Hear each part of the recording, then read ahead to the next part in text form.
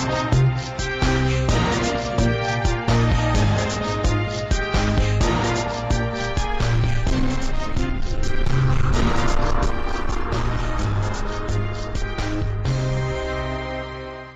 very good evening and welcome this edition of the Fourth Estate. Charles Mungu Shampagi.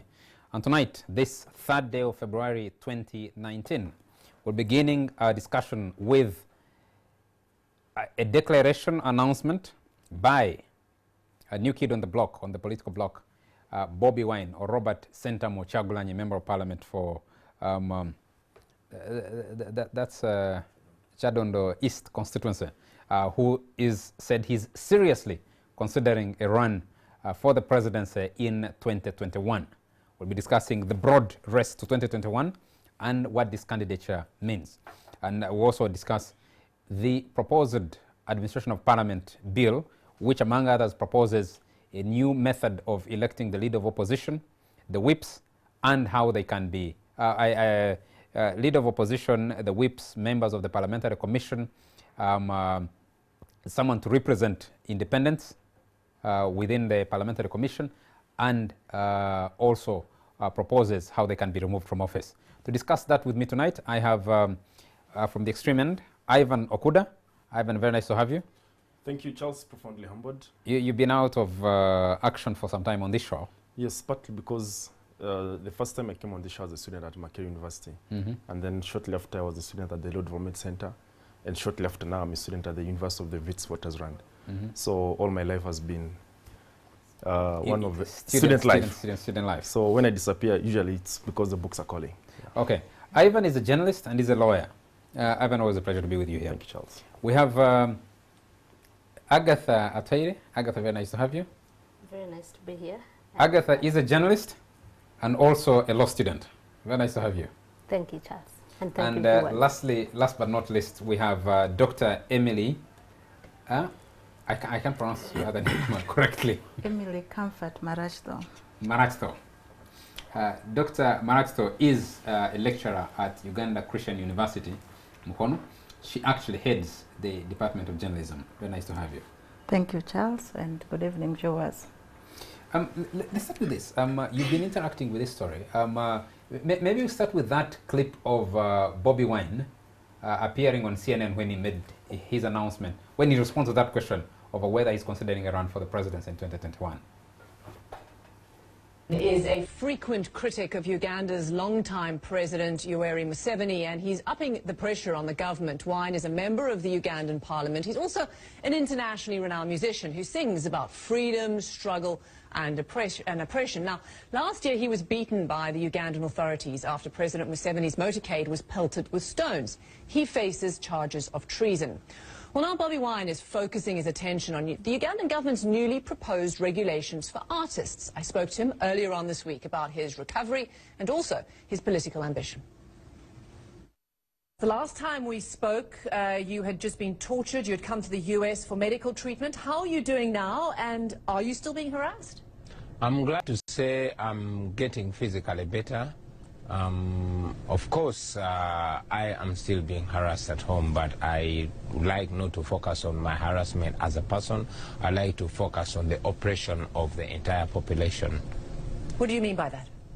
I mean that while the world looks at my brutalization and personal oppression, I know that millions of people go through similar oppression or even worse in Uganda. So I want to use my circumstances to propel that voice so that the world does not only see my oppression, but looks at the oppression of all my countrymen and women. You've become an opposition figure. You are an opposition figure. You're also a musician. And I see that the Ugandan government is trying to regulate the music industry, signing codes of ethics for musicians.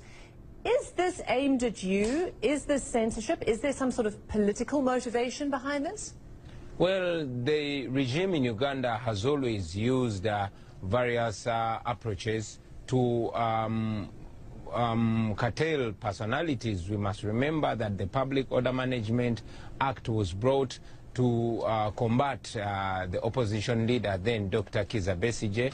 And indeed, after the rise of myself, many initiatives have been put in place by the regime to try to curtail us. So the regulations that are being proposed today in Uganda are actually called by the population the anti-Bobi Wine legislation, after noticing that music has played a big role in the opening of the minds and eyes of the people. The regime seeks to regulate it, so they have intended to bring these ridiculous regulations where an artist has to surrender the script of their work before they can record it or put it in practice, and indeed a very laughable law where an artist must get permission from the government before he or she can travel and perform outside the country. Having blocked my concerts and abolished my music,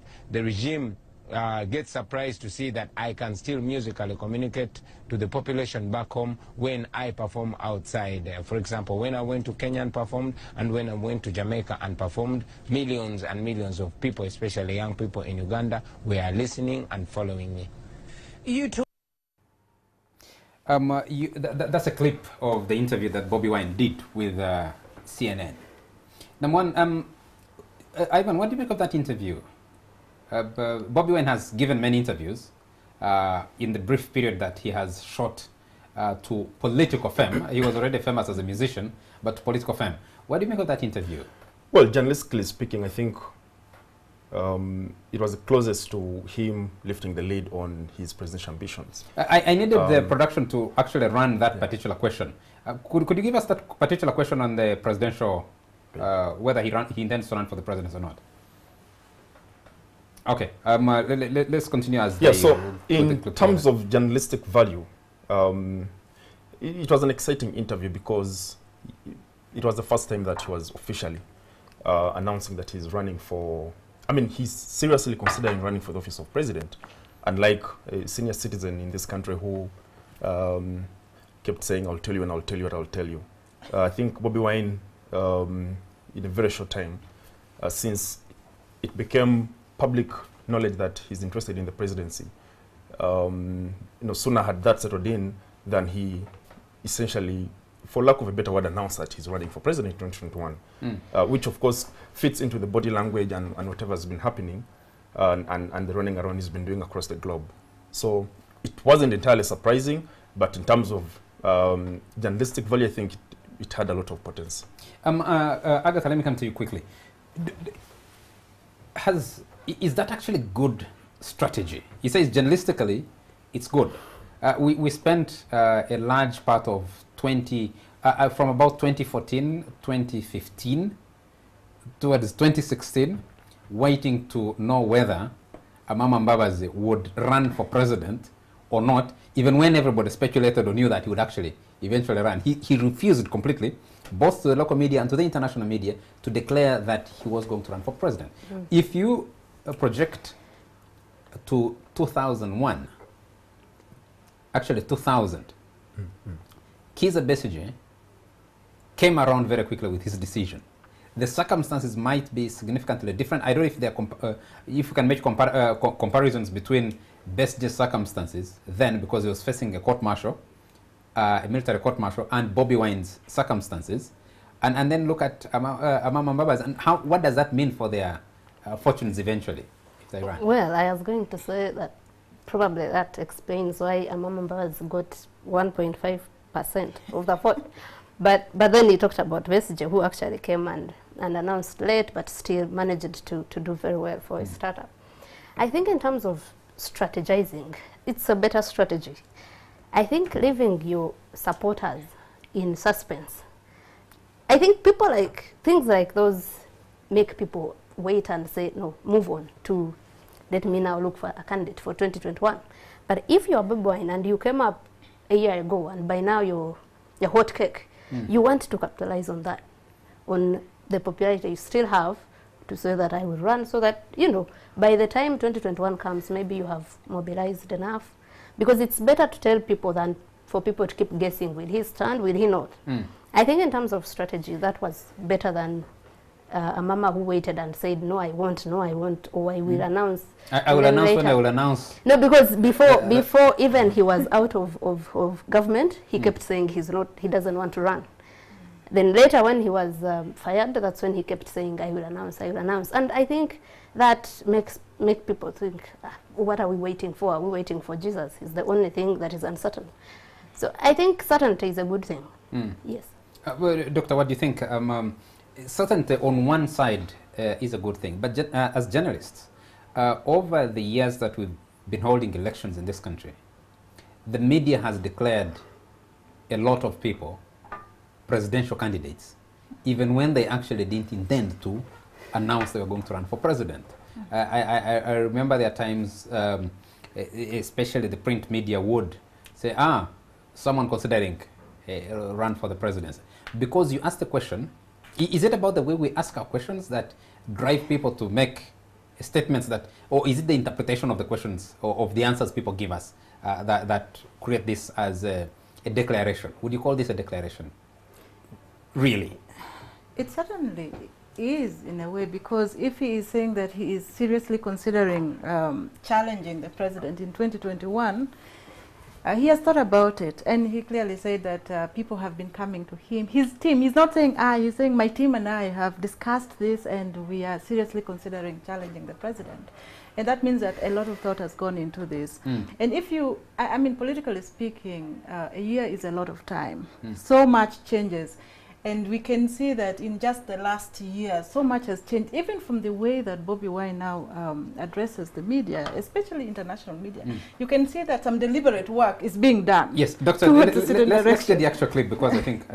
Okay, let's continue. Let's continue the so you can see that some deliberate work is being done to prepare somebody to a certain level, to move to a certain direction. And he is probably just preparing the public that, look, I am not going to shy away if the time comes. I get a feeling sometimes that was coaxed out of him. When production finally gets us the actual clip, I personally feel he was thinking through the answer as he gave the answer. Dr. Maratsa here thinks that a lot of thought had gone into it.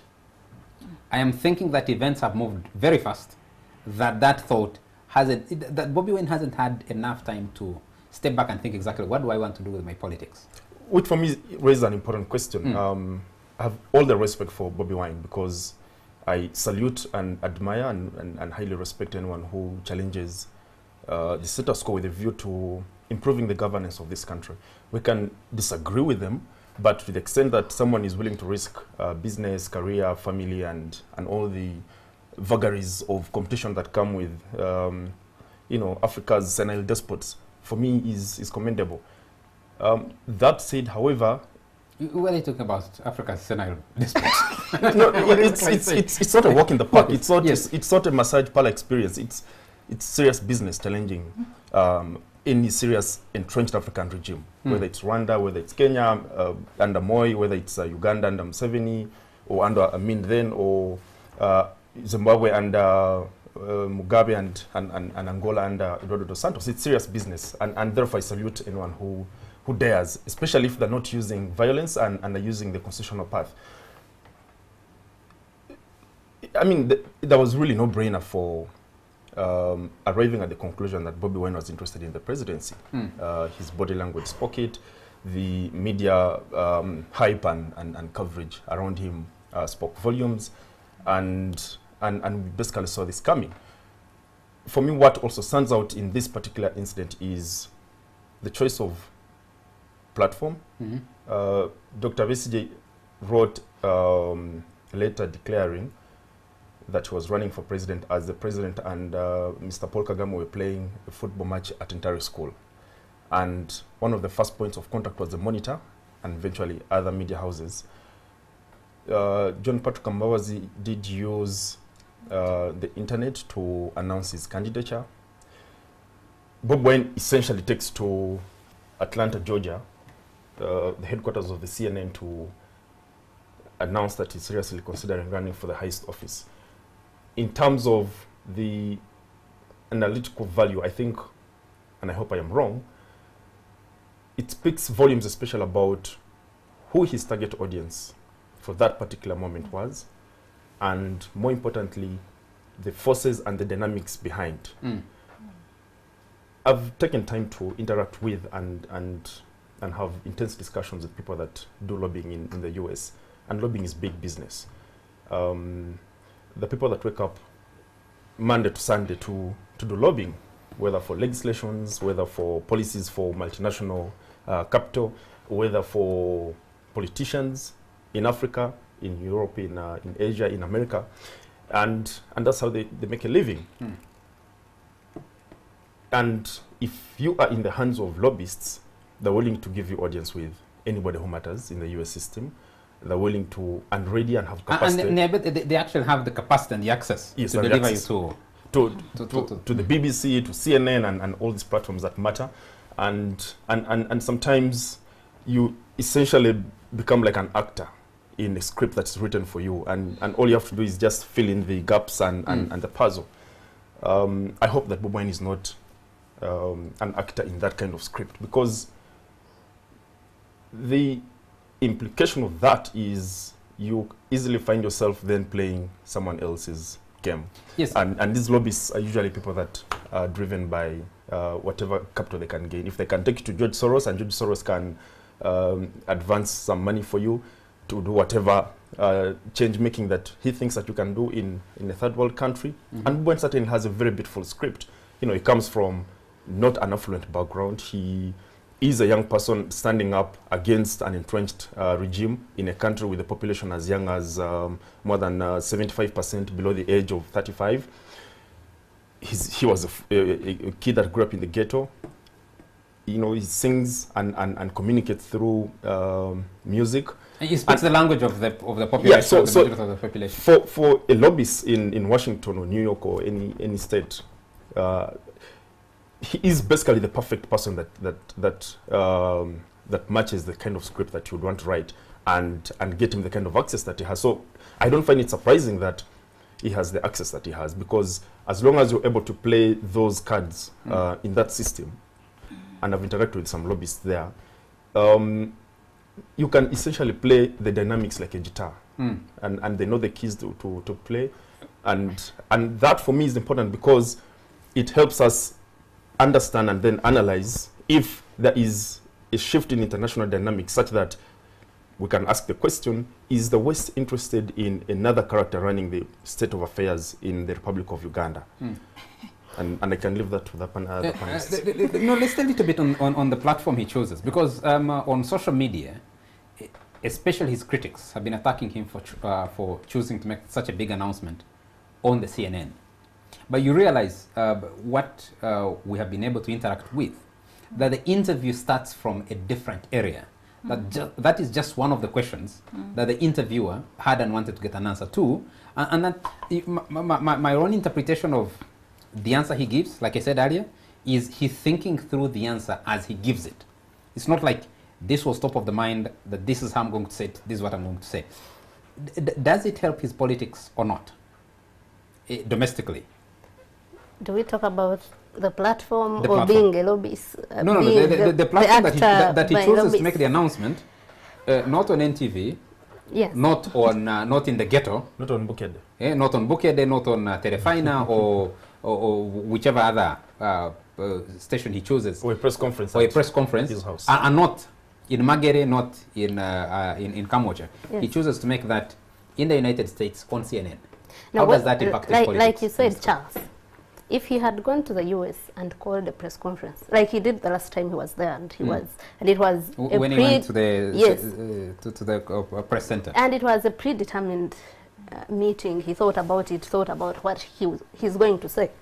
You would say that now he shouldn't have called this press conference to announce, to declare him standing in the US. But this is someone, you're in the US on your own business, and someone calls you for an interview, and they start by asking actually if you have recovered. And then they go to the next question. I am wondering, what do you do? If you are a politician that we know for lying and being dishonest, you will say no, even when you want to stand. If you are an amateur in politics but an honest person, and a question has come, I would do the same. A question has come. I wouldn't want to say no now because I'm on CNN, and tomorrow it is asked when I am on NTV, and I say yes. To us, that would look contradictory. And that's what happened over the years. You'd be like the governor of Virginia, who is now caught in... Look, for example, yes. Kizza Besigye here. In 2011, he said he's not standing again without election reforms. When he decided to stand again in 2015, that should have cost him a lot of friends, supporters, colleagues in the FDC. Everyone saw him as a dishonest person. Well, maybe politics is played differently. Someone would think, I have to say that at home. I don't see much of a difference there. How do his opponents... Yes, Doctor. Yeah, but you must also remember that Bobi Wine chooses his words very carefully. He says, I'm seriously considering it. He has not exactly declared, but he uses the words that leaves the options open for him. That when he comes home and the day comes that he should declare, he will declare using the appropriate platform. Or maybe, Doctor, he's been in the alleys of politics for a few months or 1.5 years now, or 2 years plus, and possibly he's learned the language of politicians, how to move his lips like a typical politician. You know, Agatha, a politician will say, I feel like lunch, when he's actually having lunch. No, no, Agatha alludes to two things, Doctor, for you, and without cutting through your submission. Alludes to two things. One is experience in politics. An amateur politician and a dishonest politician. All politicians are dishonest. Yes. So he has not yet learned to be dishonest. Yes. So maybe. I think let us not be deceived. Bobi Wine might be an amateur as we think, as we are making it out to be, but he is being advised. He's not acting alone. And I think that is why Ivan's point of lobbyists coming in. Bobi Wine must by now realize that it is a costly affair to do presidential elections. It is, so he needs all those actors. He needs whoever. And I wanted to ask Ivan, who is not an actor for some lobbyists. Just the other day we were talking about the date we have now, right now. So at the end of the day, do you expect to have a president who is not backed by anyone in this country? No. I think that has been significantly debunked. The idea that people are going to stand on a podium, it is the dishonesty you're talking about, that they're going to stand on a podium and lambast the West and try to proclaim African independence or on their politics. It is an extremely dishonest thing for many of the politicians. Charles, if you may. My question was, does the excitement that seems to grace the televisions and radio stations and newspapers across the Atlantic necessarily imply that the West, as we know it, has chosen Bobi Wine as the replacement for A, Kizza Besigye Mugisha Muntu faction of opposition politics, and possibly zeroed on him as the alternative to Mr. Yoweri Kaguta Museveni? That question for me is important because it helps us analyze A, how far Bobi Wine can go, but also the dynamics at play. I am not convinced, and I have not seen evidence, and I'll be glad to analyze on the basis of evidence, which is not yet present, if the West has had any major shift in respect of their relations with this country. So in December 2018, a man called John Bolton, who is the Secretary of State to the President Trump administration, did launch at the Heritage Foundation what he called the US-Africa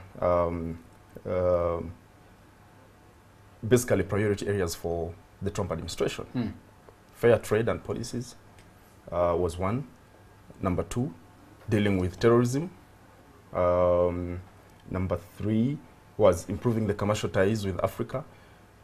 And what Bobi Wine stands for, and that which those that we think are possibly supporting him stand for, human rights, democracy, rule of law, and whatnot, are essentially not even among the top 3 priorities for the US. But not even among the top 3 for Europe. Ivan, you'll agree that the West is permanently shopping.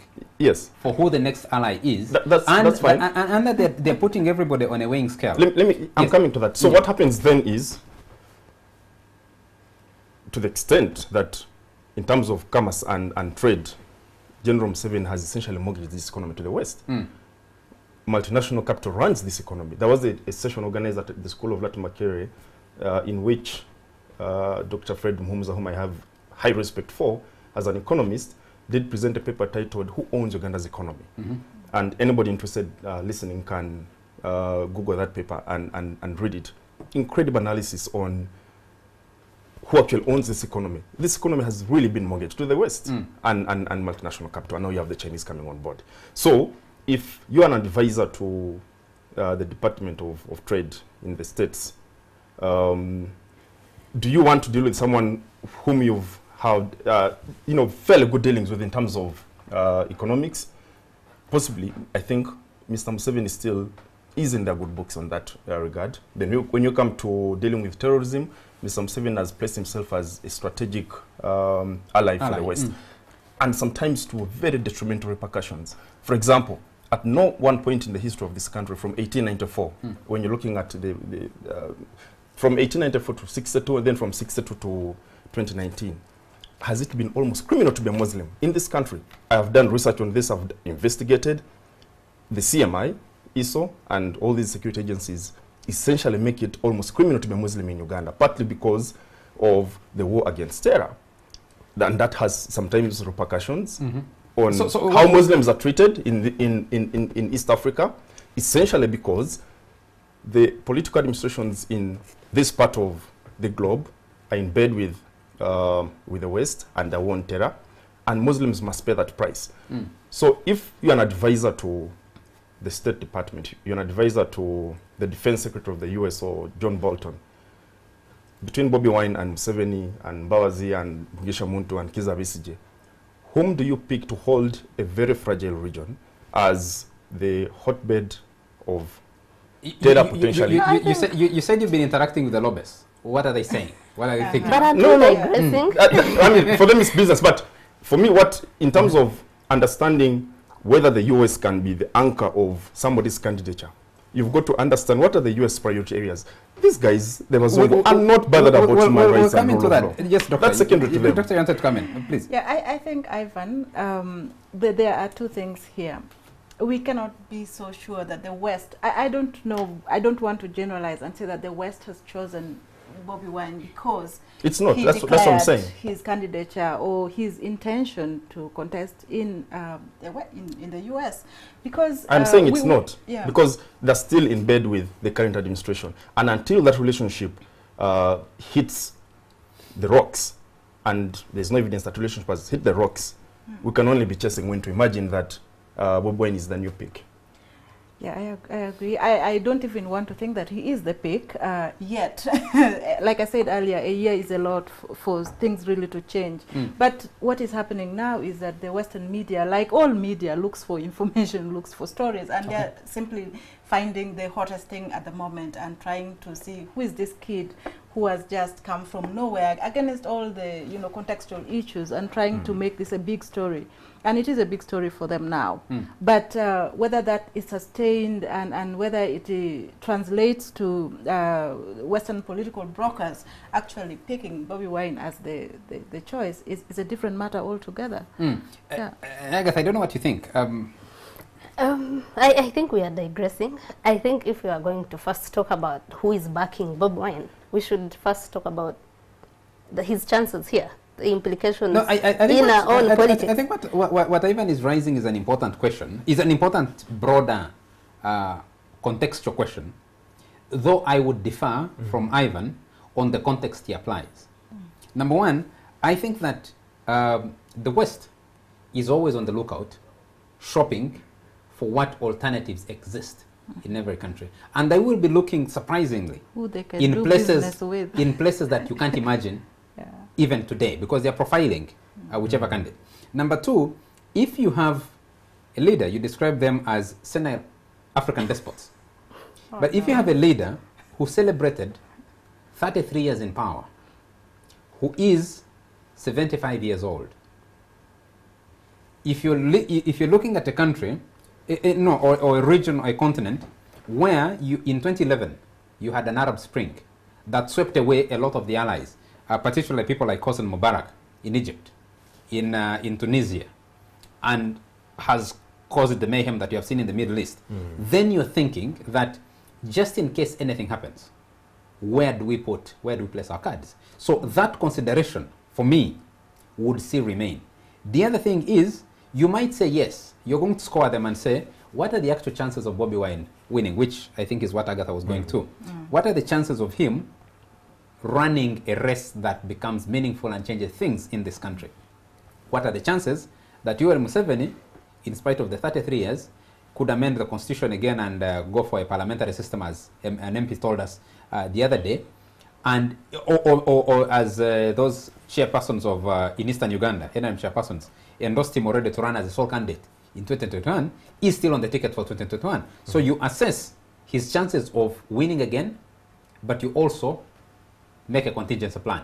And Bobi Wine could be the contingency plan, or maybe is he the contingency plan? Absolutely, beautiful presentation. What I was saying is that I think for our viewers, especially I am thinking about an ordinary Uganda, we need to contextualize this and tell them why it is important that Bobi Wine has backing of the US, for example, or needs backing of the US or the West to stand any chance. Because I think Bobi Wine's voters mainly, we think if they have been talking about if we register and go and vote, we will have our man. So I thought we should first give it context and show that, you see, this is why this matters. Okay. And can we answer the why this matters after a very short break? But let's play that clip before we take the break. Run the clip before you take the break, and then we'll pick the discussion up after. Do you see yourself challenging President Museveni? Well, this question has come up so many times, and indeed many people have come to me calling for me to stand. We have been discussing this issue with my team, and I must say I and my team, we are seriously considering challenging President Museveni in the next presidential election.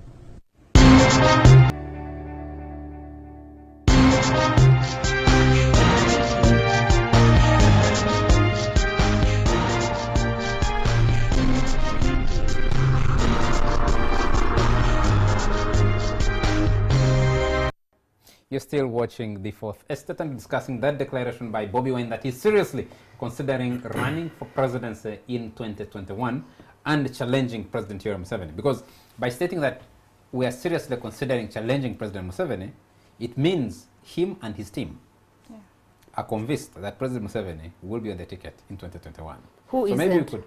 Who isn't? Who isn't? Yes. Who isn't convinced that Museveni will be on the ticket in 2021? I thought the NRM released the roadmap the other day. The NRM released the roadmap just the other day. Constitutional reforms haven't yet made it to Parliament.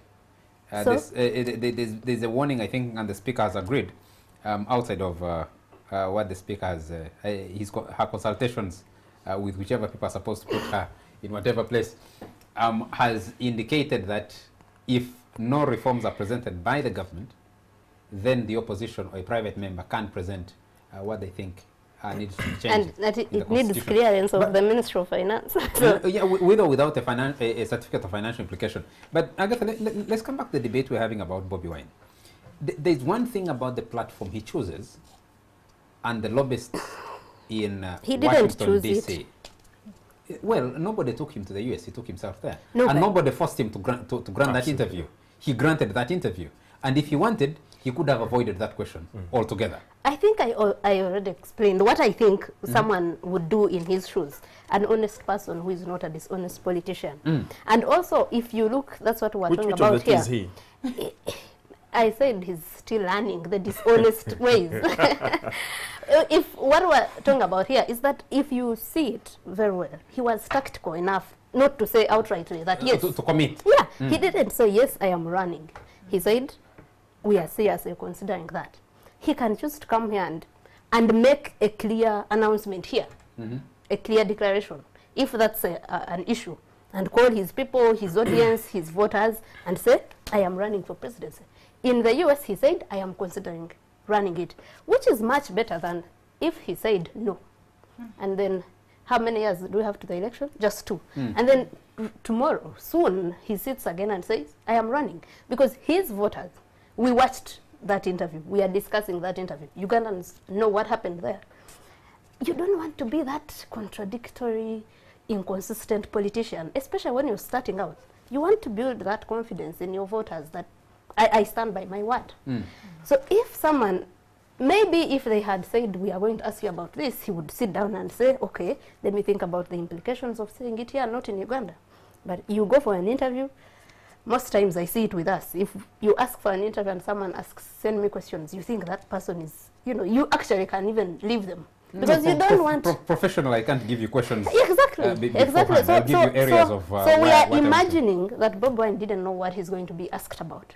Someone starts with your health and then goes to your, if you're standing or not.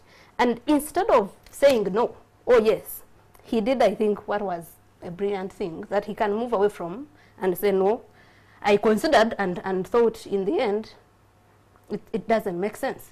Or after further consideration, I have realized I should stand. Charles, is that, and I respect Agatha's submissions, but I hope we don't get tempted into splitting the hairs. I think it's point blank clear that unless you have a black swan, as they say, there will be a ballot paper in election year 2021 that will most likely have Yoweri Kaguta Museveni as a candidate, Robert Kyagulanyi as a candidate, Kizza Besigye as a candidate. I don't know about Mugisha Muntu, but yeah, at least for now, we possibly, we're at least certain of the candidates of 3 people. And for me, I think for the benefit of the viewers, it's then important to ask the question: what chances does Bobi Wine, who is a new entrant, come in? I mean, stand and also come with. In my humblest view, I think it becomes an act in futility to discuss the chances at the election a candidate comes with, especially if you are acting on the presumption of a normal situation. Bobi Wine has been praised on Facebook and Twitter, and I respect the views of his supporters. And especially those who think Mugisha Muntu, Kizza Besigye, Mbabazi have failed to deliver them to the promised land, and therefore Bobi Wine is a new messiah. I respectfully disagree that, A, because the contest in Uganda has never been, and for the near foreseeable future will never be, about the quality of who is running against the incumbent, but the integrity of the process on one part, and on the other part, basically the configuration of the state and in terms of how that plays out in the election. That was the situation in 1980 when Paul Mwanga when Paul Mwanga essentially was active in organizing an election under the military commission for Milton Obote and Mzee Kaunga Semogere. It was a contestation on two things, really: the instruments of coercion and money. In 1996, 2001, 2006, 2011, 2016, electoral contests in this country have really been playing on the equation of money and the instruments of coercion.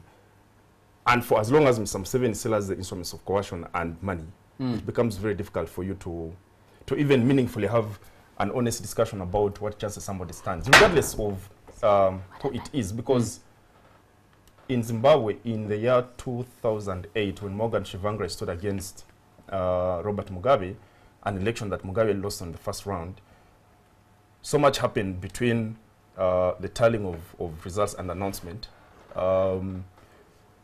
Morgan should have been given 47.9% and Bob got 43.2% of the vote. And then had to go into a second round, which Morgan feared to go into, not to risk the lives of his supporters.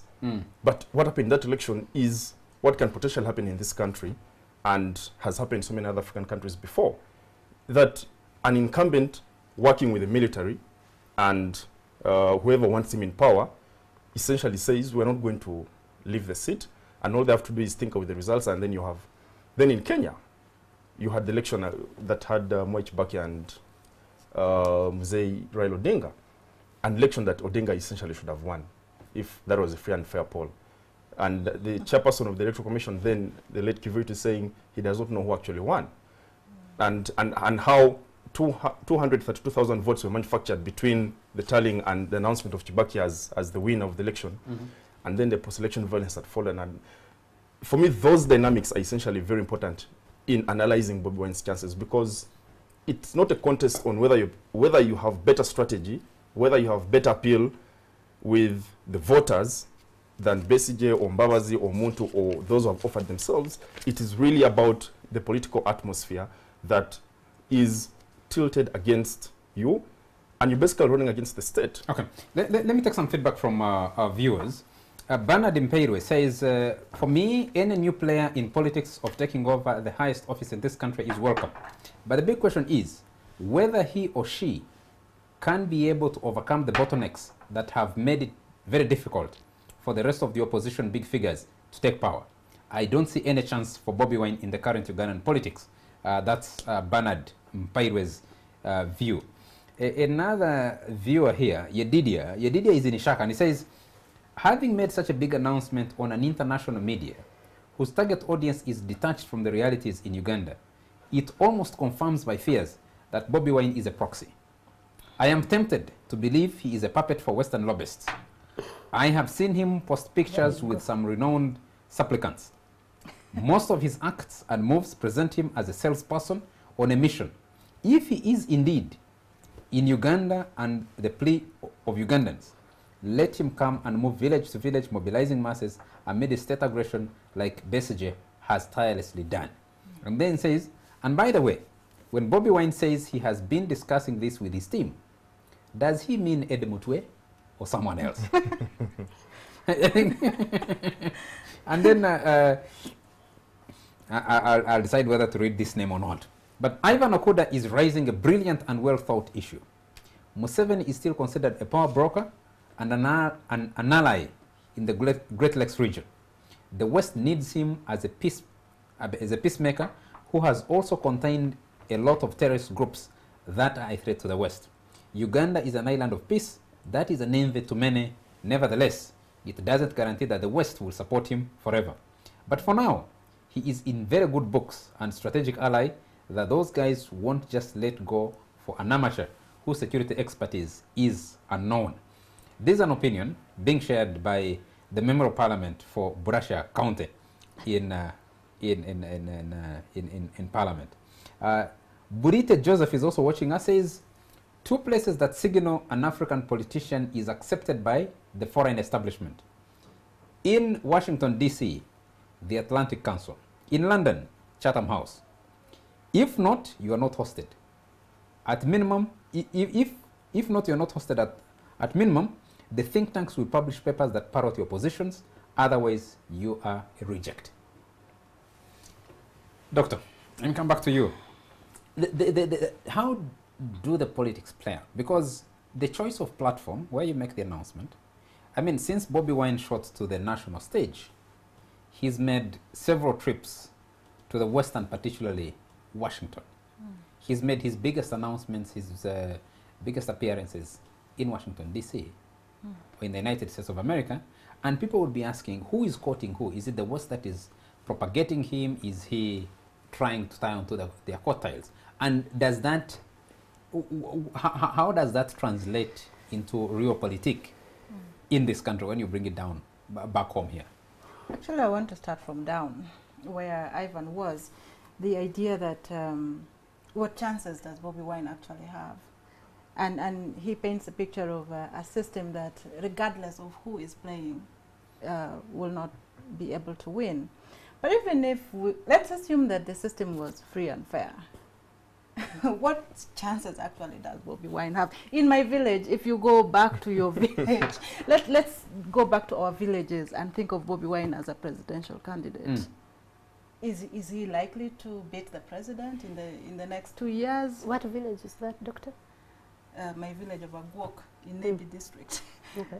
So if you're thinking beyond this international hype, this media hype, and looking at the Ugandan context now and saying, okay, this is a new player on the ground. Let's not forget that Bobi Wine shot on on the scene and went to Chadondo East, which is a very urban youth kind of constituency, and he was bound to win that constituency anyway. But when it comes to a presidential election, it's a different ballgame. Think about every village constituency, and that's why many times I feel disappointed by the argument around you know, this election rigging and all, because it is important for us to understand the units of these elections. From the district, look at the district as a unit, and the sub-counties and the counties and the parishes. What chances do these other presidential candidates actually have? We remember Betty Kamia tried, and Miriam, and people were thinking, oh, because they are women, they're going to get the support of women all over the country. What votes did they end up with? There are so many stakes. Betty Kamia, Charia, Miriam, exactly. So the whole game of presidential candidate, and also let's remember that when it comes you're quoting a village in Nebi, and Bobby Wine actually makes his biggest mark after his victory in Chadondo East, winning his own election in that by-election. He makes his biggest mark in Arua when he comes to support.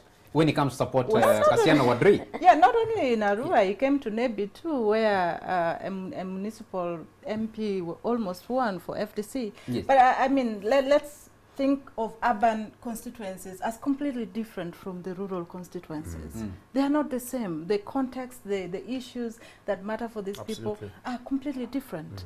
And so what when you're you're saying is discussing the chances of a presidential candidate, a new one like Bobby Wine, and you know, sometimes we're misled to also think about the victories that purportedly Bobby Wine contributed to. The one of Paul Mwiru and the urban ones we are talking about.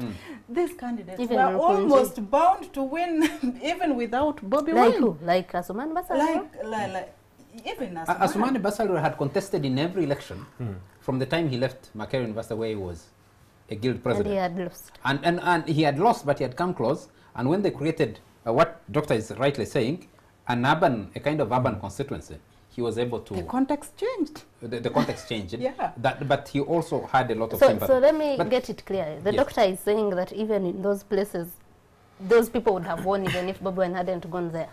No, there's a very big likelihood. No, I think she uses that as an example. I'm sorry, Doctor, to cut in. I think she uses that as an example. What she's saying is to analyze the dynamic of rural areas for a national candidate detached from the dynamic in urban centers where he has fared fairly well. And what I actually wanted to know from you is, are you suggesting that Bobby Wine in the current circumstances has no chance, especially with rural Uganda? Is that what you're saying? I don't think he has. I really do not think he has. What would it take for somebody to mount a serious challenge? It would take a lot of work. It would take, and I think that we sometimes trivialize the magnitude of these of these issues, of these elections. And we have gotten to a place where we simply say the elections are rigged, the system is not. That's true, maybe. I don't have evidence to put on the table to say that these elections are rigged. But I have closely observed the political system. From 2001, actually, when I was an undergraduate student, I did my research on the 2001 presidential election, and I have observed every single election and the patterns, especially when it comes to presidential elections. The individual merit thing really plays out. And in the villages, the people know the president. They know the man with the hat. and whether they are going, we are going to turn around and say, exactly. So whether we are going to turn around and say that the man with the radio or something, a watch, if that becomes the household name in villages, maybe. But a lot has not changed in as far as our. But Doctor, you also appreciate the fact that every election, since you can stretch it back to 1996. Has been contested in one or the other, but specifically the election of 2001 was highly contested, and very many people believe, including me, I observed that election closely. In 2001, it's not hard to fathom that President Museveni shouldn't have won with the margin he won with if he wasn't the holder of power at that time. That even his own supporters and internal analysis had given him a much less percentage, but that and the fact that Kizza Besigye really did give him a run for his money. In 2006, the same dynamic did play out, though he increased he gave him as much trouble as he had given him almost in 2001. In 2011, the dynamic changed a little bit. But in 2016, you can say, is it hard to believe today, in your view, that Bobi Wine can give Museveni the trouble that he appears to be giving him at the moment, regardless of Museveni's infringement? In which places is Bobi Wine giving trouble for the president? In Kampala and municipalities? You know, who knew Besigye in 2001? I would like to interrupt that's a good point. That's a good point. Who knew Besigye? But the point Someone I was making earlier, in 1980. the point I was making earlier was that personalities play a big role in this thing. And Besigye had this charisma. At that time, there was also a general feeling of change is possible. The lethargy we feel now, and the idea that it is really impossible for people to win was not well entrenched. The idea that somebody else can actually come and win. Remember, he was a soldier. He came with this aura. And also, Doctor, to support your point, 2001 and 6, the president basically had lost half of the country. Yeah. By half of the country, I mean the north was suffering the wrath of the war. Eastern Uganda, Teso particularly, was suffering the wrath of the war. And you can actually do a statistical analysis on the impact of that on Museveni's electoral fortunes in 2001 and 6, and how Besigye's electoral fortunes went up. Exactly. And then with 2011, 2016, if you go to Katakwi now, Amuria district where I come from, and you talk about security as a rallying ground for Museveni, you're likely to get some people cheering. So the context of 2001 and 2006 is certainly not the context of 2018. Okay. So someone is correcting us and says, Joachim Buembo is watching us and says, Fourth Estate, you are literally discussing the CNN effect because Bobi Wine categorically declared at a funeral at the Njoba household for the late Stella Njoba, may her soul rest in peace. She was a guest on this show before. Household that they are gunning for Museveni's job. So because he said it in Uganda, it wasn't believable enough? What are you talking about? I should answer. But I'm the one who was saying that the audience actually, and I remember reading that he sent to Mwine. But because maybe then he didn't, he wasn't asked. And this time someone asked. But also, I want to respond to both Ivan and the doctor. But with Ivan, I want to start with, when he started his argument, he said, I respect Agatha's views. And he started with a point that was different from what we were discussing. We were discussing the strategy, the platform that he chose to use. And now we are discussing his chances, which are totally different things. I might agree. We will be corrected that the platform has actually included the funeral in Kasanga. I might agree that the platform, I don't see a problem with it, but that doesn't mean I think he stands a chance to win the presidency. But for totally different reasons. And on that particular point, I don't think Bobi Wine doesn't stand a chance because he's not known in the doctor's village, with all due respect. Because, like we said, we saw that Besigye came, and the dossier was in 1999 that he gave out, and he declared in 2000. And he stood in 2001. And like you're saying, gave Museveni a run for his money. And if you are a president that doesn't guarantee a free and fair election, you will even allow people to say it was rigged, even if we have no evidence. Because we have seen even courts declaring that there are issues with these elections.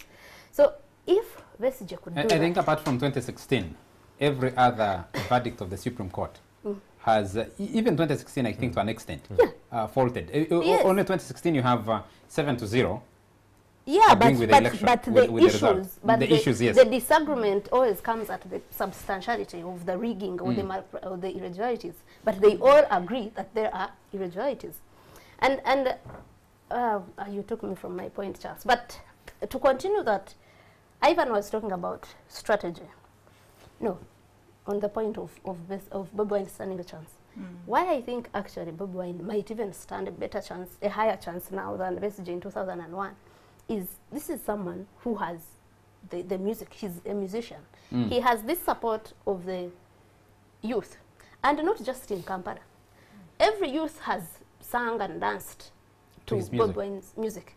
And this is music that he has been singing, and it's been political, right from like 10 years back or even longer. So I think if there's anyone who can easily sell themselves, it is Bobi Wine. Let me check a view. No. Let me finish. Oh, okay, I shouldn't cut your thoughts process. Yes. Yeah. So if Bobi Wine doesn't stand a chance, it's not because people don't know him now.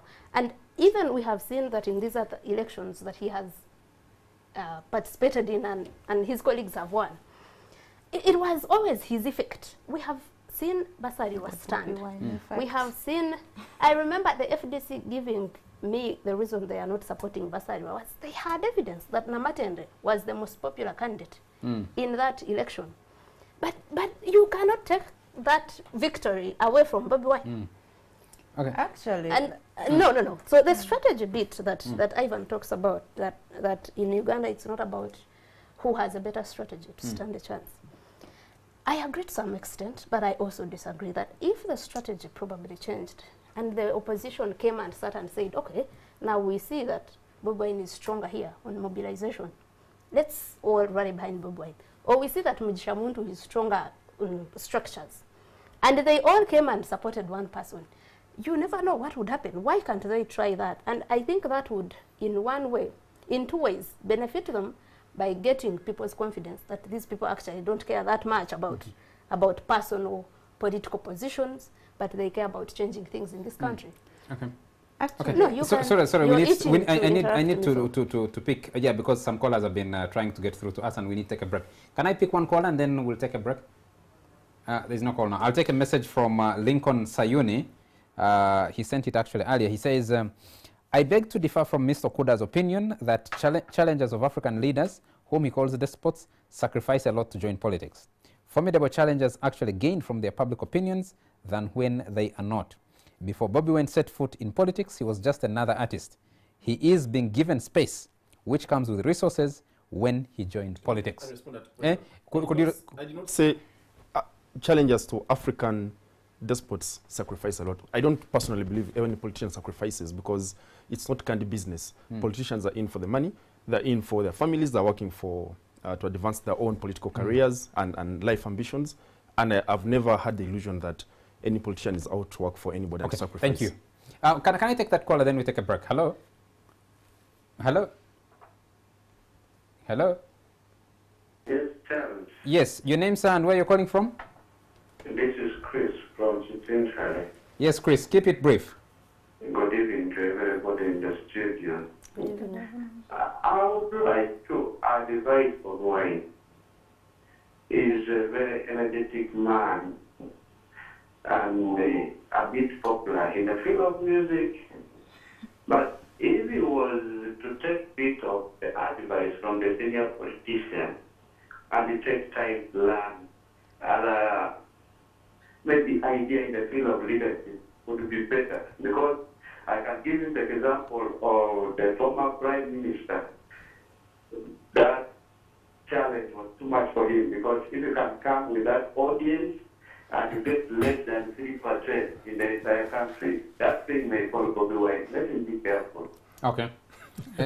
Thank you, Chris. Let's take a break with Chris's comment. We'll pick this up in a moment.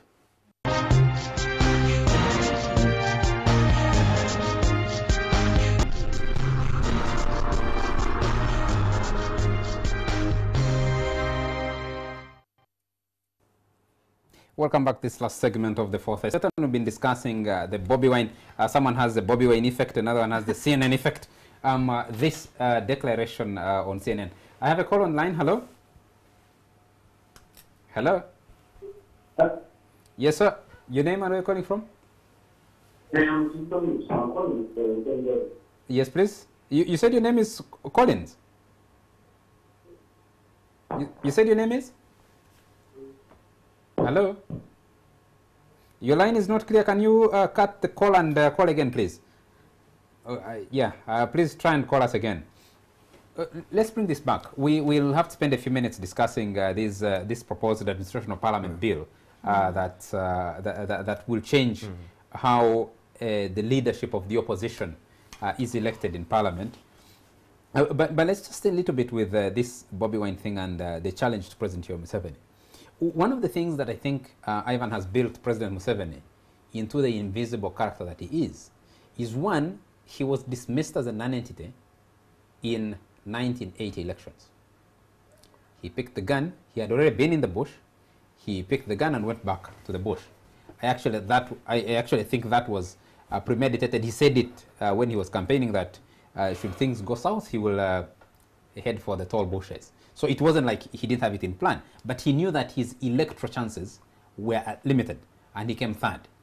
Now, people who dismiss other candidates who have come up to challenge him electorally, are they dismissing the viability of their candidatures, or Doctor is already saying no? What exactly are they dismissing? First, the first qualification is, in 1980, Mr. Museveni did not organize that election, even though he was a member of the military commission. But to the extent that he became a candidate and the military commission organized the election, you can't accuse him of having organized that election. From 1996 up to 2016, every election Mr. Museveni has organized, he's won it. So he's an expert at winning in his own elections. and I think that difference is important to make. I don't know what reasons other people give, but my own view is I am not paid or on duty to give false hope to people. And I think the importance of analysis is to be able to face some realities and how those realities shape society and why things happen the way they happen. When you discuss the credibility of electoral processes, not just in Uganda but in Africa, and you can extrapolate it to the third world, you're not entirely dismissing those who are standing against the incumbents, but to simply say, as long as you do not have an honest conversation that aims to resolve the crisis of credibility of process. I mean, Kenya under Daniel Arap Moi, imagine running against him. And I know there might be examples that Agatha can give on incumbents in Africa that have lost elections. But the dynamics there sometimes, if you go beyond the headlines, will point to either internal dynamics within their own parties or governments. And sometimes you can't be champion all the time. It happens in life. Even Jesus lost some battles. So it's possible to lose a battle. But if you want to draw a pattern, you will arrive at the conclusion that especially entrenched regimes in Africa that have more than 3 decades hold on power, the dynamics get so complex that if you don't pay significant attention to that, you're basically going to be chasing wind. In a few seconds, Charles, with indulgence, in 2016, I read a report that was authored by the Citizens Election Observers Network, CION, where under the Citizens Coalition for Electoral Democracy in Uganda, CEDU, which is housed by Foundation for Human Rights Initiative. And they did analysis on the presence of polling agents in every polling station, in respect of John Patrick Amama Mbabazi, in respect of Dr. Kizabesi, in respect of Mr. Museveni. General Museveni had 100% presence in all polling stations. Mbabazi scored less than 40%. Dr. Besi just had about 65–68% presence in all the polling stations. That essentially means if you're dealing with an electoral commission that has been indicted by the Supreme Court in respect of its incompetence to, not just incompetence, but lack of fidelity to the letter and spirit of the law that establishes it and requires it to organize a free and fair election, if you have 30%, 70% presence in polling stations, basically there's no one looking out for your vote. And it comes to resources. So I had a conversation with a person who sits at the NRM Secretariat. I won't mention the name out of respect for a private conversation. And this person tells me, and is in position to know, NRM on that day paid each of the polling agents a minimum of 200,000 shillings. And they had not less than 3 per polling station. Now, if you compute more than 47,000 plus polling stations in this country, times 3 polling agents per polling station. 600,000. It's a lot of money. And that's just polling agents. You won't come to the kitu kidogo they give to the police officers who stand there to look the other way if they're doing some funny games at the ballot. So just at the level of facilitating polling agents, you need to raise a lot of money. I'll save you frustration. In 2001, actually you didn't even need to pay a lot of money to the NRM agents. When the NRM not only has the resources to deploy polling agents at every polling station, both in terms of human resource and financial resources, in 2001, 2006, I think to an extent 2011, they were actually able to chase away the candidates, either to chase away outright the polling agents of the other candidates, or compromise them, because you're sending an agent and you can't afford to give them 5,000 shillings for lunch. So someone comes and says, hey, by the way, why don't you go have some lunch? Or the other agents for your opponent come and say, by the way, what are you doing here? Let's go do lunch. So you leave a vacancy. But in very many places in Western Uganda, districts of Ankole, especially where NRM is already popular or was already strong, in Western Uganda, you couldn't stand and say, I am an agent for Kiza Besigye, for Francis Bwenje, or for someone else. It was just impossible. In the election that Mzee Augustine Ruzanana had against the First Lady. You can't have, because I mean, they stop the agents on the way, and then and that therefore brings the aspect of those who are in control of the instruments of coercion and how that affects the electoral process. And for me, these are not simple matters. They are the serious issues which, when raised, there's a phone that's going off. If someone has a phone, please, if it's in production, put it off. Can I have that caller? Hello? Hello? Hello? Hello? Yes, please, your name and where you're calling from, sir? Yes, sir, your name?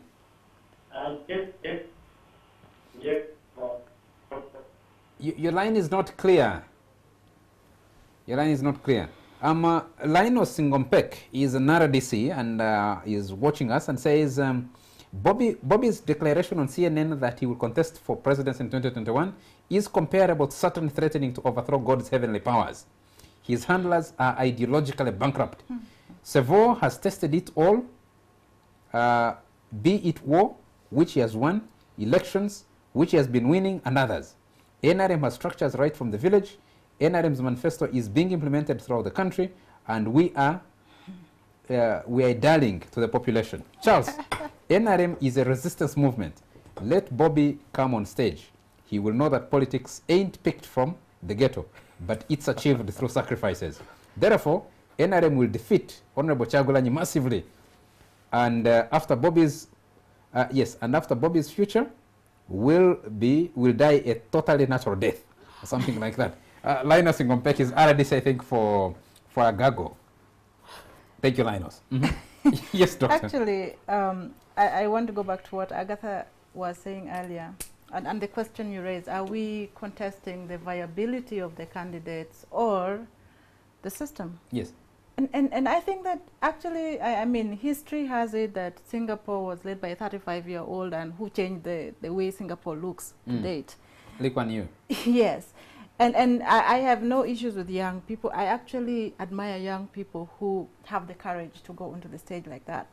But when I talked about the district and my village, I'm talking about the structures, the nature of the NRM has not been sleeping. And let me tell you, even these laws we are going to discuss later, think about the laws that the NRM has put in place to just defend itself against anybody who is likely to challenge them. There are systems, there are structures that even where someone can claim that Besigye might have won, it is impossible to imagine that the opposite is not true. So you're having a strong NRM structure in every district, and the context has changed quite greatly. If you look from, let's just stay with the multi-party era, after the individual merit era, the context has so changed that the number of districts has multiplied. Now you're dealing with smaller places that the elite in those places have actually captured those systems. So there is it is more difficult now than it was for Besigye in 2001 to capture the hearts of the population. And at the time, the war in the north had complicated issues for the regime. And now they have more things to put on the table that we have done this, we have done that. And we cannot forget that there are many things that has worked, that have actually worked. and they are there for the population to see. There are also many that have not worked. But who is telling the people that this is not working? Because we don't have a population that can link the failure, their poverty to the failure of government. That can say that we are suffering because the government has not done something. And we are always being reminded that, you know, it doesn't depend on the Doctor, government. if you're in a situation where the NRM is not thinking about, like Linus's message clearly tells you, that's the thinking, not only at Plot 10 Chadondo Road, that party doesn't imagine that it can have someone else challenge President Yoweri Museveni. In Eastern Uganda, chairpersons of the party, which had the national vice chairperson for that area, Mike Mukula, attending that meeting, endorsed President Museveni as a sole candidate for 2021. So if there are no alternatives coming from the ruling party, is President Museveni, are you suggesting, is unchallengeable in an election, having offered himself and been in leadership for the last 33 years? Provided the NRM present him as, because let's always go back to the individual merit thing, that the president, by the way, I strongly believe that if Mr. Museveni is out of the picture, the NRM will not stay the same. It will not be the NRM, despite the structures that are there, the things that we are talking about now. They have been in place because there are people around the president, and the president is the person that people rely on. The same way that the opposition is stuck with Besigye. I don't think Besigye actually wants to... Opposition is not stuck with Besigye. Opposition FDC is stuck with Besigye, because why are they presenting him at every election? Because he has the appeal in the population. He does. And there are many candidates in the FDC. We have many other opposition that could have done very, very well. I think I even told you that we will have at least, we can guarantee that 3 names will be on the ballot, and added a 4th name, which I agree with you, that you can guarantee that Yoweri Museveni will be on that ballot representing the NRM. Kiza Besigye will be on the ballot. Besigye the other day said he's not standing. No, will be on the ballot. Would that be the first time he's saying that? Bobby Wine now has said him and his team are seriously considering. You have Mugisha Muntu, who I think one of the reasons he quit FDC was he's also seriously considering. So you have candidates in the opposition coming up to challenge. These candidates in the opposition are very good, and there is no denying that. I don't think there is shortage of good people in the opposition, but they are beaten by the system. The system will not permit them to play fair and square. And if we do not... So what should they do? And that's why Resign? the discussion we should be having, actually, they shouldn't resign. The discussion we should be having is, how do we make the system actually work? How do we deal with the structural issues in the electoral system, in our democracy? Absolutely. So how do that can actually allow because you for rightly people say who it's will, President Museveni who has the system and has it the way it is. When you say, let's look at changing the system, what can the opposition say? If you say it can't, the challenge of Museveni is insurmountable, we are wasting our time to go and vote another candidate or another candidate to start. I haven't said we are wasting our time. But that's what she said. She said you cannot wasting. challenge Museveni and has been giving reasons. No, they've been challenging Museveni, but they have not won. Not because they are not good candidates. Exactly. Not because they are not good candidates. Because they we challenge have about a better 10 candidate. minutes. We have about 10 minutes in which we'll discuss the proposed Administration of Parliament bill. Agatha, you have spent a lot more time around Parliament and covering issues there. What does this mean, especially for the opposition? And is this a bill that has a chance to pass, or should? I think not just for the opposition. It would mean much more for the ruling government if it passed than the opposition. Because what the bill is saying is that we should elect people that are handpicked by these parties. And most people in that parliament are chosen by the ruling government. Leaders of committees, commissioners, it has 3 commissioners, it gives the opposition only 1, which they want, the bill seeks to change as well. I think I find it a good bill. We have had those conversations about parliament, leadership in parliament before, so many times, that even up to now recently we were on that issue of Katuntu handing over to Munyagwa. And all those issues come from the fact that the leaders that just choose. It's not merit. And we know that parties choose on loyalty, who is loyal to me. It's something that we thought it's only done by NRM, but recently we started to think everyone does that. Actually, in my party politics, I think it's world over. So you choose someone to chair a committee like budget, not because you know they are competent to chair that committee, but because you're rewarding them for something.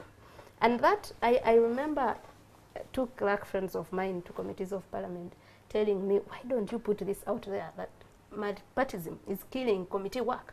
You bring someone who knows nothing about audit, and they sit and chair PAC, for example, and they have no idea. And that's what the bill seeks to change. And I agree with it entirely that if you chose someone who can steer the committee and maybe hold those government agencies to account, that it will be a good thing. I think where I have a problem is a leader of the independents in parliament. When you come to parliament as an independent, how do you now come together to look for a leader? Because multipartyism is about people sharing ideology.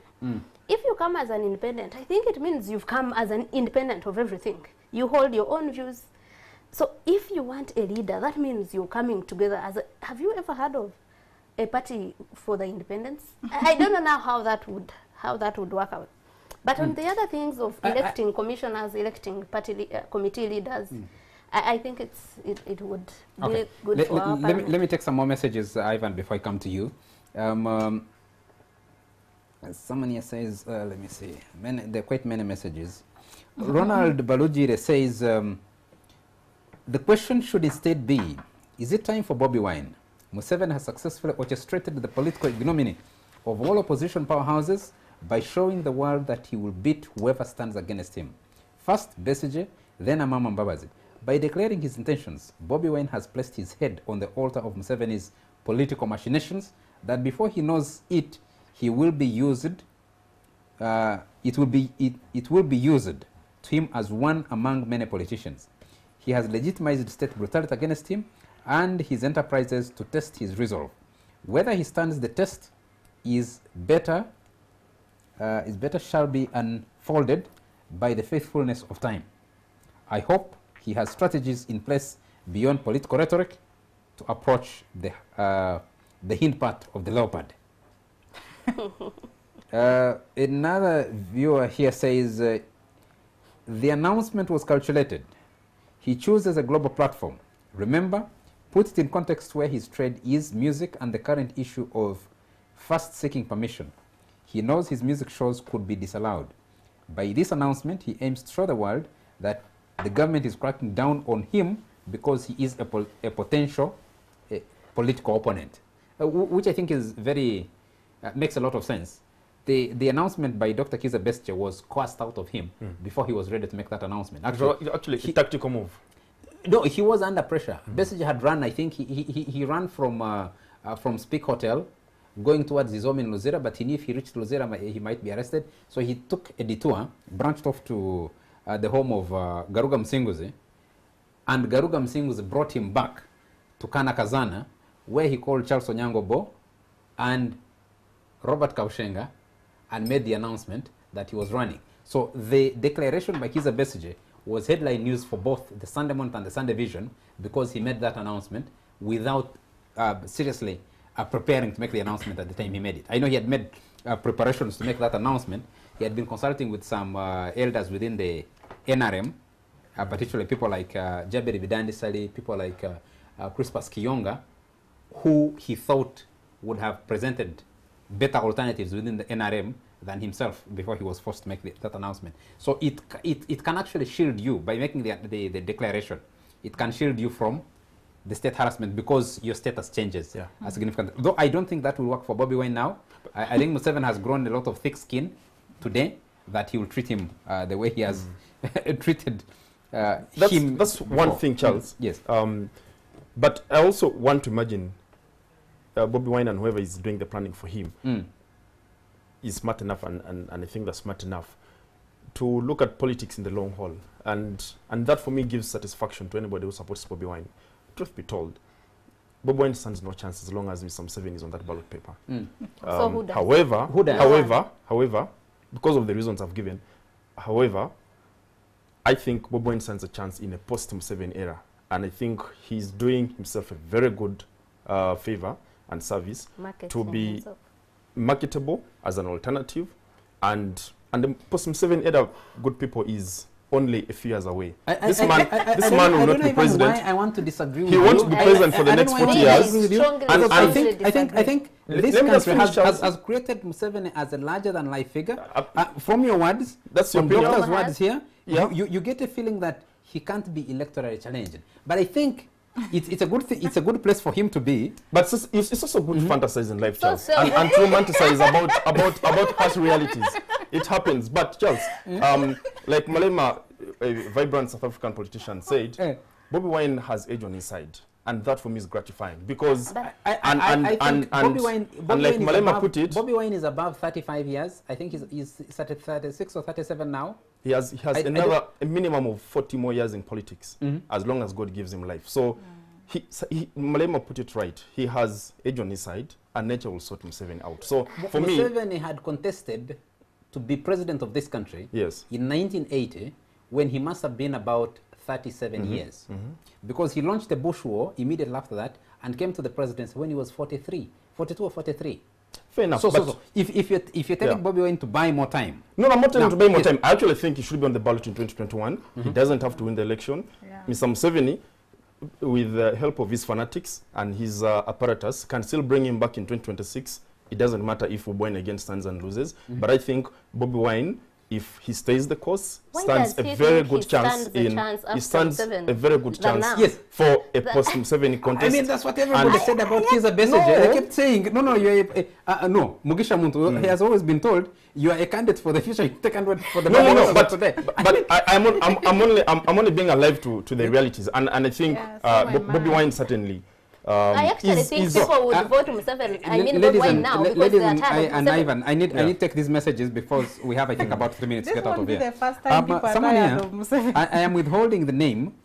No, he has asked me to withhold the name. Says, I think the emergence of Bobi Wine as a presidential contestant in Uganda is a result of a leadership vacuum Museveni has created about the presidency. I don't know if this is a positive message for Bobi Wine. It doesn't sound like that. Says Museveni has created a vacuum, so people like Bobi Wine can emerge. He doesn't have to be. Saying what I am thinking. I think Carol Kajumba is watching us and says, I agree with the doctor. Very realistic view. Bobi Wine attracts the youth and can rally youth in urban areas. I think that it will be wise for him to first back up a more popular candidate in rural areas for this election. It would expose him and give him base for the next election. His team is not being truthful to him. Mugisha Muntu or Besigye may even fare better than him in rural areas. That's one opinion. Another person here says, this Bernard again coming back to us, says, my second concern is apart from Bobi Wine trying to remove President Museveni as a person, what special skill is Bobi bringing on table? Let Ugandans not get excited as a mob, but rather think twice and vet the person looking at the highest office. Bobi has no party and definitely has not released his manifesto, and therefore we have nothing to rate him on. Bernard Mpairwe. Another viewer here says that message is not delivered. Someone says we need to broaden and deepen debate on the foreign factor in Uganda's development trajectory. Politics, both government and opposition, economy, education, religion, civil society. This will feed our appreciation of global dynamics and how to position ourselves to tame them. Another viewer here says, Anthony is watching us, says, just to say that in our countries, I don't even know if anyone actually knows the real election results. Everyone claims victory and population is skeptical about the results anyway. The election is full of irregularities. It's nearly impossible to know the accurate results. It's also important to note that winning an election and actually becoming the president are two different things in countries with strong leaders. It may be better for Bobi Wine to gather more experience and run in 2026. However, he shouldn't be underestimated even now. The president isn't underestimating him, and that could tell us something. That's from Anthony. Another, Margaret comes back to us, my MP, comes back to us and says, Let me see, it's a fairly long message. Where does it start from? Actually, it shouldn't make Bobby Wine a big deal. You shouldn't make Bobby Wine a big deal. If Amama Mbabazi were the whole network of NRM, the civil service, the army, etc. could get a mere 1.4%. Bobby, I can bet, will end up with a few urban voters, and Museveni will governize his rural districts where the majority of voters dwell. Indeed, that lady from Nebi has a point. Other than excited urban youth elsewhere, he'll be shocked and he will climb rigging. Doctor is spot on. Indeed, the Wadris and Mwirus could have won with or without his presence. Why didn't he go to Shema in 2 constituencies? He knew there was no chance. People in villages are just waiting for voting day. By the time Bobby goes to change their mindset, it will be too late. It's also hard to excite villagers with music. They want resources and believe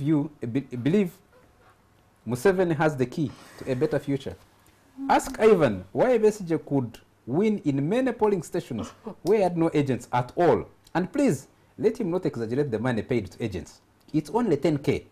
Because as a flag bearer, I chose and paid the agents. This is someone who has been participating in elections. That's a message for you. As an MP contestant. Yes. Not for the position. Let me take a message from Enoch Wakabi. Says, to add value to this discussion, let the panelists tell the viewers how exactly they suggest the electoral reforms take shape. Should the EC boss be vetted in Parliament, for example?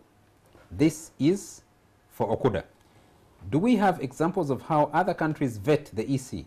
How different is it from Uganda? This information can give us context of what Besigye and those blaming election systems are up to. Well, I can give you an answer, Enoch. The demand has been that the Electoral Commission shouldn't be appointed by a player in the process, who is President Museveni or the incumbent president, because that compromises. He can determine whether they get a second term or don't get a second term, and how they run things. And people have been thinking that they should be appointed the same in a process that is run independently, or Parliament takes a bigger lead and the president just endorses without chance to determine who should be or who shouldn't be.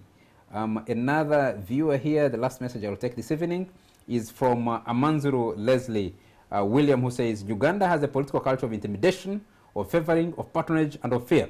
And that is no way for a community to be governed. There is nothing which can better deserve our patronage. Politeness and civility are the best capital ever invested in our politics by Bobby Wine. But I believe Bobby Wine will be suffocated by Museveni's sycophants. Let me take one caller and then we'll wrap up the show. Hello? Hello? Hello? We lost that one? Okay, let me bring this discussion back into the House. Doctor, you didn't have an opportunity to comment about the changes in Parliament, so I would like you to comment about the changes in Parliament in 1 second, and then we'll get out of here. And I'll come to you, Ivan, lastly. Yeah, my experience is that no change in law happens for nothing in this country. The intention is always, I've learned not to trust the intention behind the law. I wonder why it is suddenly so important that the leader of opposition should be elected. What is the problem that is actually being solved by that?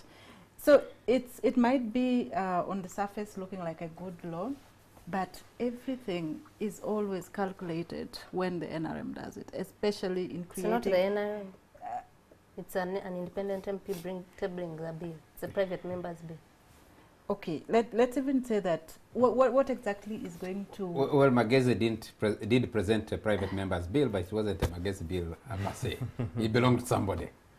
Yes, go ahead. Exactly. So we may want to scrutinize this. I haven't had a chance to really read this and understand what exactly it's demanding, but I would take it with a pinch of salt, especially in the manner in which it is proposing to change the way that the entire leadership of the opposition is constituted. Okay. Ivan? Yeah, thank you, Charles, for the opportunity. I should be my last show for the year, because I'm going to South Africa for 1 year, so it's been an honor. What's happening in Parliament, for me, is not exciting, because ideally, we all should be advocating for and making whatever contribution, however small, to have a good parliament, because a good parliament is good for any country, as part of the check and balance system of any democracy. Challenge with us, though, is and why I'm pessimistic, we don't have a multi-party parliament in the strict sense of the word, at least in substance. In form, we do, but in substance, we don't even have a multi-party system. You still have a carryover of what the NRM stroke the movement tried to do when they tried to legislate, and actually successfully did so. They put in place the Movement Act, created a silly thing called the movement system, which was really gagging of all political parties in furtherance of a one-party state, and until Mzee Kaonga Simogere successfully challenged that in the Constitutional Court, and thank God we had sober judges who were able to interrogate this thing deeply and thoroughly and threw it out of the House. And but since then, of course, the idea of a one-party state in practice has not died. Okay. And I think, therefore, that what's happening in Parliament does not substantially help improve and create a better Parliament, for example. Agatha? And that, for me, is not exciting. And thank you. It's really a competition for jobs and perks and prestige Agatha? and things like that. Your last word on this? On the bill in Parliament, Yes. or on everything? everything? On everything. On everything, I had already said what I had to say about the bill. I think it's a good bill, regardless of the motives that we don't know about. It's a good bill. She was asking what is the problem now, and the person said it who brought it, that it shouldn't be about jump and you ask how high by parties because you want those positions. If they were elected, there'll be a little bit of objectivity of looking for someone who merits those positions. So that's why I think it's a good bill, because we have had issues with how they are elected now.